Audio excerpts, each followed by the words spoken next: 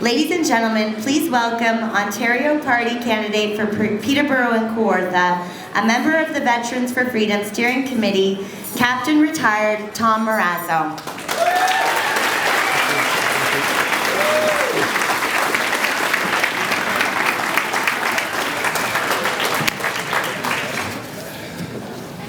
This is a lot harder than it looks. Before I start, there are some people I'd like to acknowledge in the room. And I'd like Jeremy McKenzie to stand up for a moment.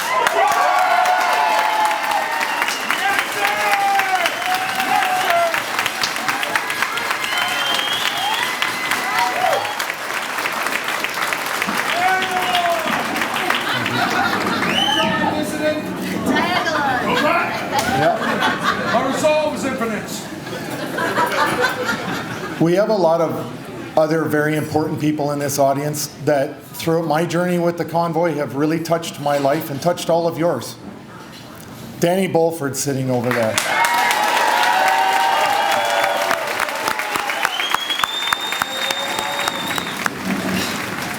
My friends Ray and Monique are here, and they usually wish to remain very hidden from public view. But they hosted an amazing event on Sunday for a lot of people that have been fighting for freedom since this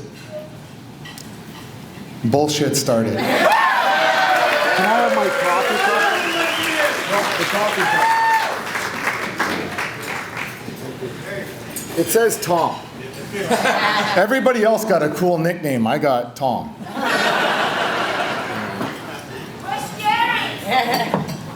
Yeah. Would you prefer sir? No. I work for a living.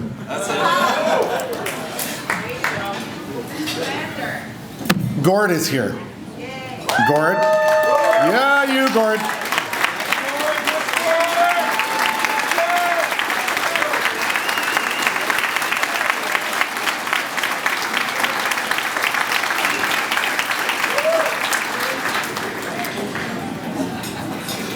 Harold and Tim are here and their wives. Up you go.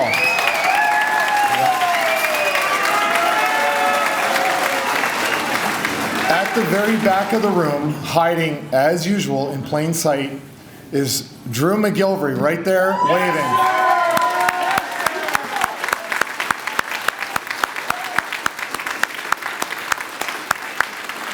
Many of you may not know who Drew is, but that's by his design. I want to reflect on some of my time in the military. And for those of you who have not served, you may not understand some of this, but for those who have, I hope this resonates with you. The smell of diesel fuel, the burn of CS gas in your nose as it simultaneously feels like your skin is being melted while trying to eat food in all-around defense. Learning to assemble an army cot without a degree in aerospace engineering, or being able to bench press 400 pounds. The nervous anticipation of DS coming to inspect your bunk. Just before moments ago, it was absolutely perfect and is now out in a pile in the hallway. Yeah, out the window.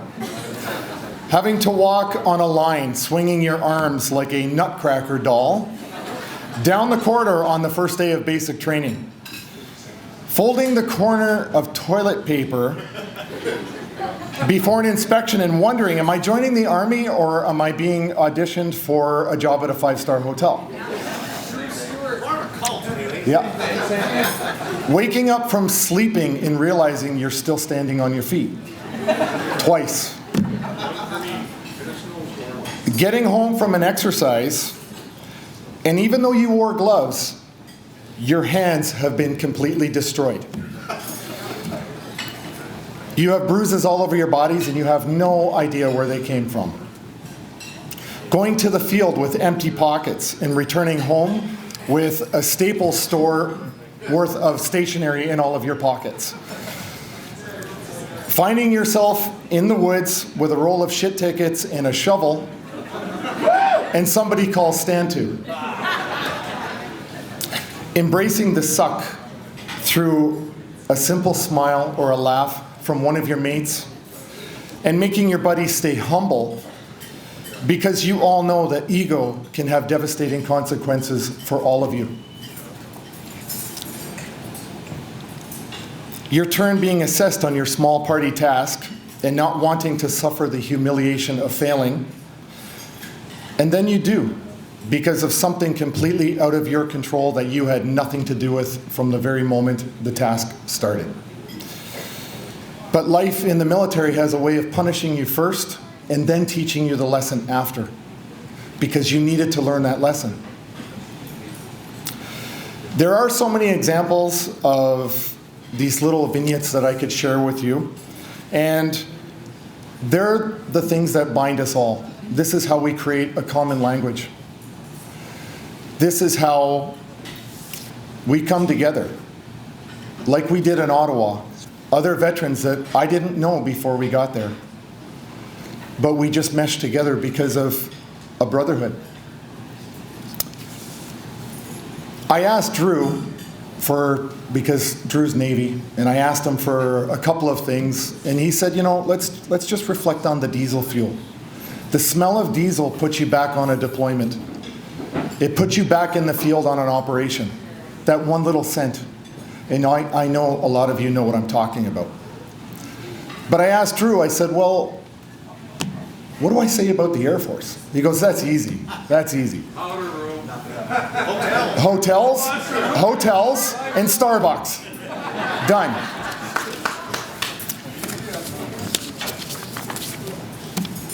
I joined the reserves as an infanteer when I was only 16 years old, but I was in my 17th year, so I qualified. I spent 8 years in the reserves as a reservist. I did 5 years in a reconnaissance platoon.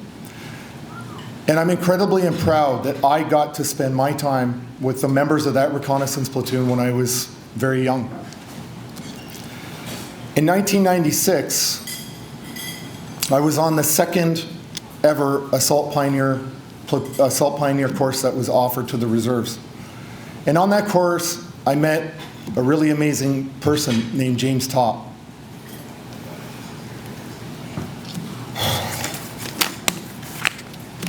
This always happens to me.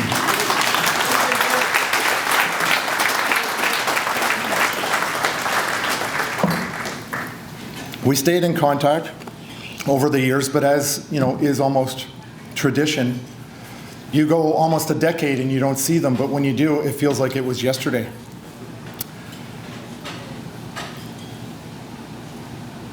Ottawa needs to know the kind of man that is walking towards them right now. They need to know what he has given to this country. I know the stories because he told them.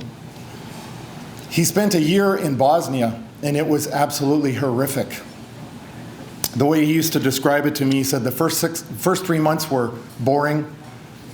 The next 6 months were terrifying every waking moment of his life, and then the last 3 were boring again. And he suffered. He suffered when he got home, at a time when nobody acknowledged the suffering of veterans. They do now, but when it was James's turn, they didn't.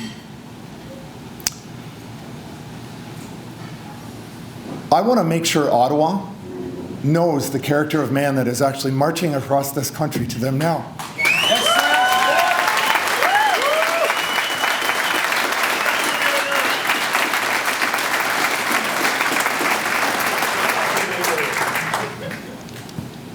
So in 1998, I took my commission and I became a combat engineer officer. And I was posted at 2 CER in Petawawa in 2000. As an officer, I quickly learned that I was always going to be the bridesmaid, but never the bride. And that meant that I wasn't going to get to do the cool stuff like EOD, Combat Diver, Pathfinder. But wow. PER season was a wonderful time of year. As some of you may also know, officers eat their young. Despite that, I always felt like I had a unique opportunity to be a good officer from my experience of being in the ranks. And a year ago, I got into a discussion with a female Army officer because I was stupid enough to take the bait. She walked into my home, and on her shirt it said, "Feminism is my second favorite F word." I took the bait. You can imagine how stupid that was and how quickly that conversation deteriorated. At some point, she stated that it was incredibly hard to be a woman in the military. My response was that, do you think I didn't have to prove myself as a man in the Army, in the combat arms trade? Did I get a free ride because I was a man? No, I did not. Every day I had to prove myself amongst alphas, to be the alpha, even though I was the youngest person in the room. It was tough. It was incredibly tough. And you don't get a free ride because bullets don't give a crap what sex you are.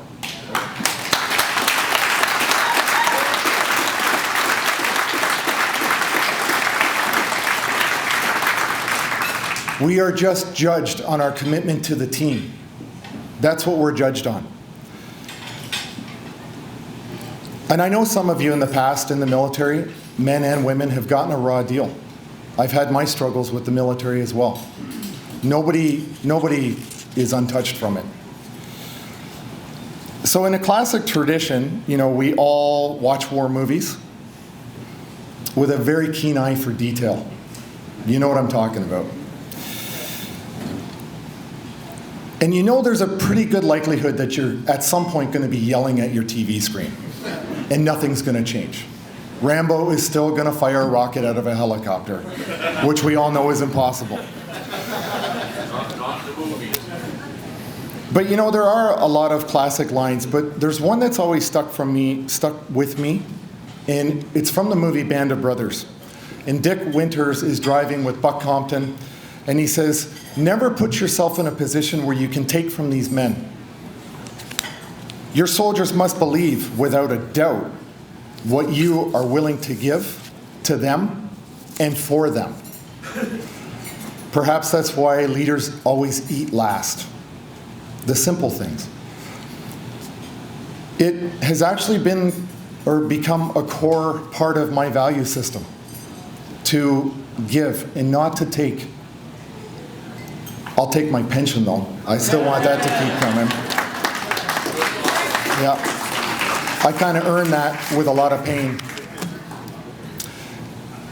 Given the state of the military now, I have become wholeheartedly disappointed to see the lack of integrity coming from the current serving officers in Senior NCO Corps. And this is due to the federal mandates. Except for a very few courageous, currently serving military members, like the 4 that took them to court and the major that blew up his career by doing that message of support.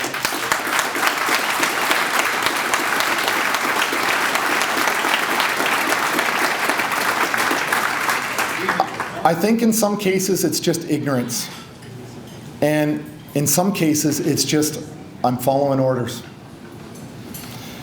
And in some cases I see it as the leadership's betrayal of the soldiers, sailors, and airmen by the cowardly refusal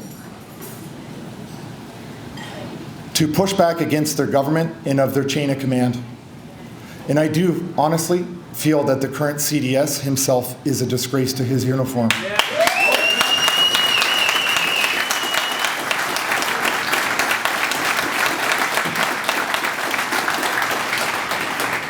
The stories of harassment in Petawawa and Edmonton, and I don't know about Quebec, against the unvaccinated is unconscionable to me. As Drew likes to say, with the article that he was involved in with Barbara Kay, it is the managed decline of the Canadian Armed Forces. In 2015, I medically released from the military and I qualified for a vocational rehabilitation program. And then I went back to school for 4 years, full time. And believe it or not, well, I applied for 70 jobs and I got 2 interviews. I didn't get any offers. This is Canada. It's not a military culture. Our civilian population doesn't know us. They don't know what we can do for them until they give us a chance, which is rare. But you have to accept that. We're not America, where we don't use our military as a stepping stone into a further career. That's just not our way. But once the employers do find us, they never regret it. They know who we are and what we can do and what we can bring, and they're always shocked.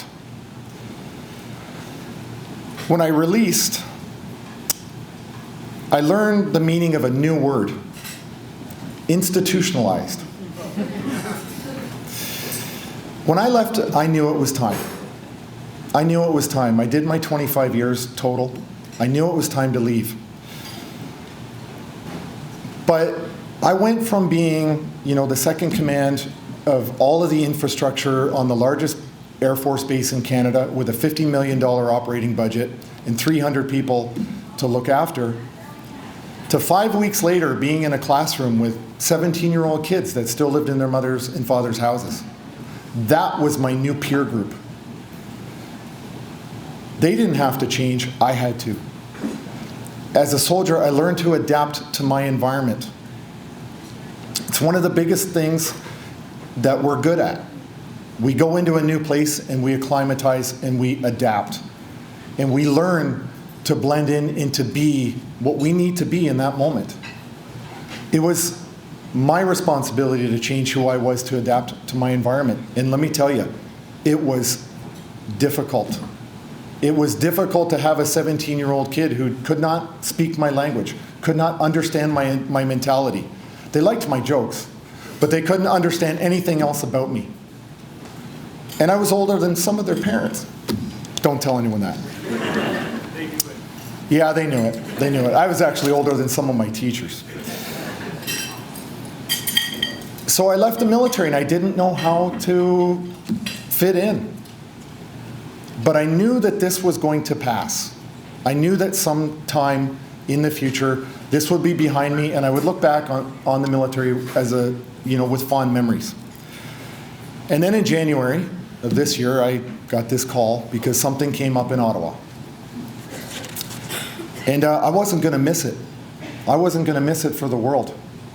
Within 3 hours of the phone call that I got, I was in Ottawa, right in the middle of the eye of the tornado. And I will never regret that.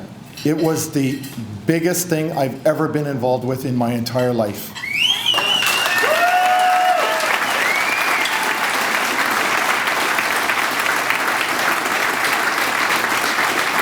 It's the most important battle in all of our lives because it's against our own government and it's on our soil. And you can't let that go. And I've often reflected on the fact that I know 10 other officers that are smarter, better leaders, more qualified, more experienced than I am, that probably could have done a better job in Ottawa.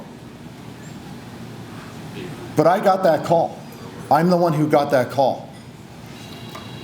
And I was willing to do whatever needed to be done to go to Ottawa and do what had to be done. I don't know why I got that call, but I got it. I saw my opportunity and I jumped all over it. And so did all of you.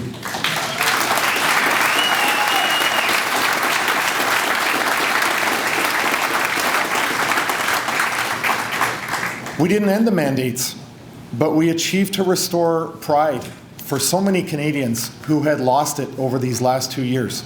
Raise your hands if somebody said to you, I haven't been proud to be a Canadian so much than in the last 2 years. Yeah. We've all heard that. We've all said it. We've all felt it.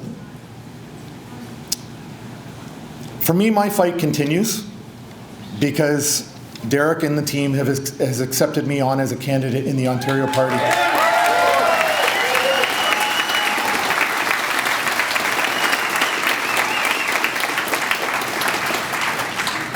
If you ever had any faith in anything that I've ever done, believe me when I tell you I made the right choice and I've joined the right team.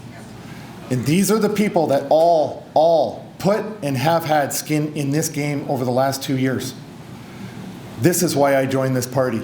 I believe in their values, I believe in the people, and we have all proven that we've given something that makes us worthy to run in this election. I have never so much as run for high school council. This is the first time I've ever run for anything. It's too important not to. It's just that simple. It has to be done. So I'm doing it.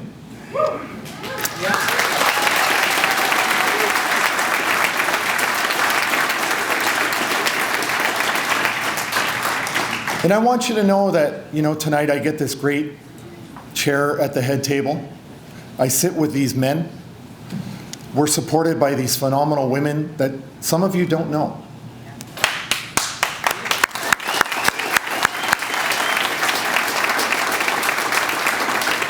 But I'm not the driving force behind Veterans for Freedom. I'm just a part-timer who is opcom to Derek and the campaign for the election. The real driving force behind this organization, Veterans for Freedom, is Eddie. It's Daryl. It's Drew. It's Sammy. It is Stacy. It's Monique. And my absolute favorite CBC Public Affairs Officer, Jake.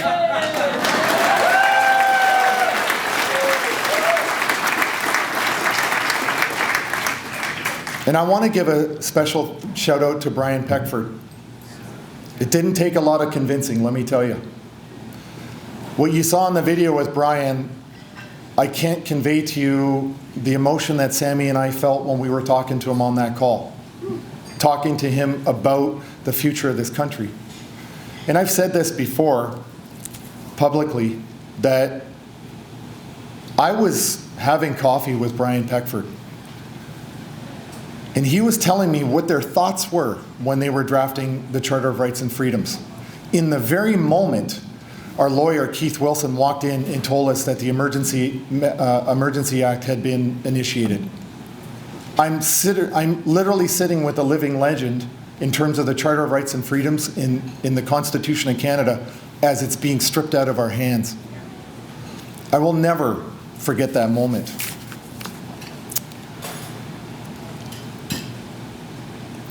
You may have heard me say publicly before that the trucker convoy was the People's Emergency Act. I didn't make that line. I got that from Sammy, and he's hiding.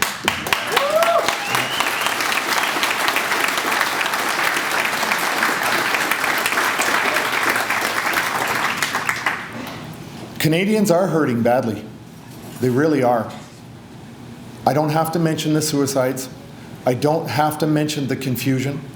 I don't have to mention the sorrow, because that's stuff that we're all carrying with us around every single day. And it's brutal. If our society descends into absolute tyranny, we must become leaders in our own way. We must apply all that we have learned and help our communities. We must commit to bold action and moral courage.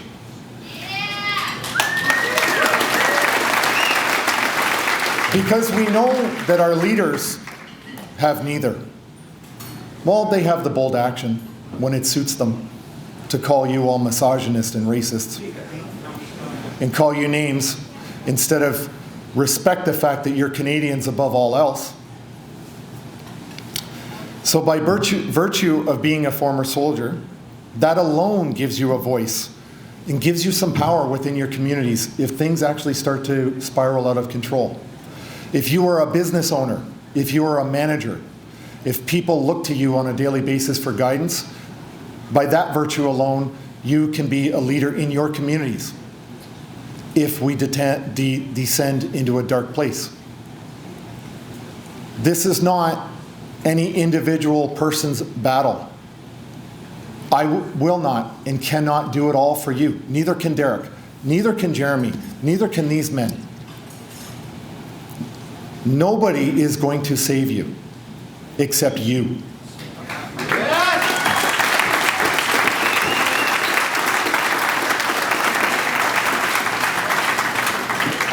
And I want to talk a little bit about what we're going to do with Veterans for Freedom. And this is an important thing for people to understand. One of the things we really want to do is build a phenomenal reputation amongst municipalities and law enforcement, so that when we support another organization's event and they say, oh, Veterans for Freedom is helping you with that, okay, we're good. We're happy. That's what we want.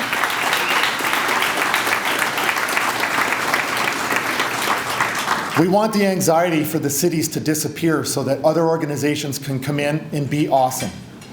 That's one of the things that we are going to do with Veterans for Freedom.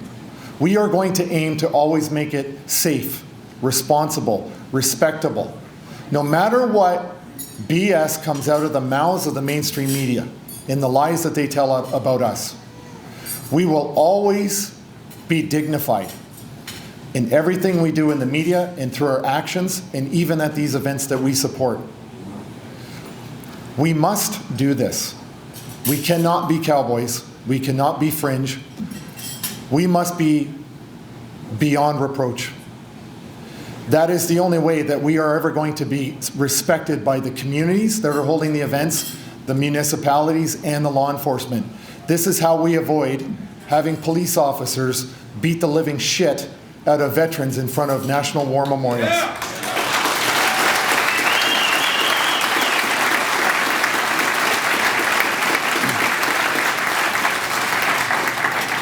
Some of my comments have been a little somber, and I've sworn a few times. No, you haven't. No, I haven't. It's customary, usually, that when you're in a large group or you're in a lecture in the military, you usually start off with a joke. I'm going to finish off with a joke.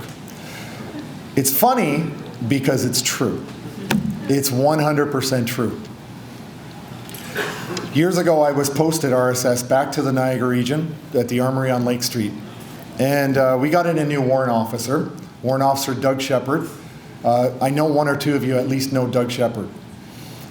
And the way to describe Doug Shepard, he spent most of his career, you know Doug Shepard, most of his career in the Airborne Regiment. He's bald. He's tattooed everywhere from head to toe. He's extremely fit. And I want to say he kind of looks like a Southern Alabama cracker. Okay, I want to say this. Think Mr. Clean, but from the Airborne Regiment, okay? Without the earring.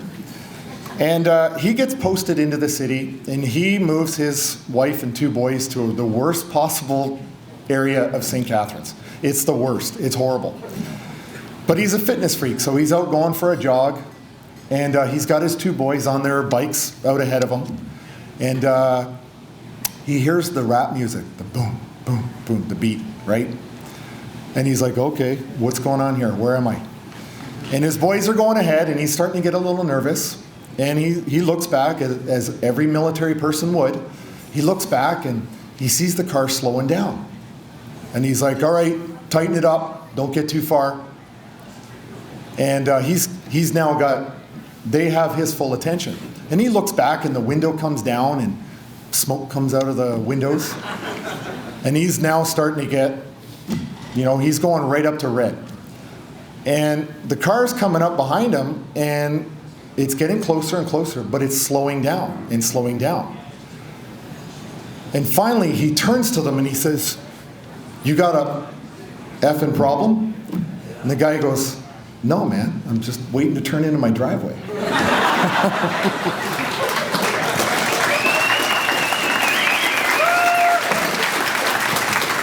That is an absolutely true story.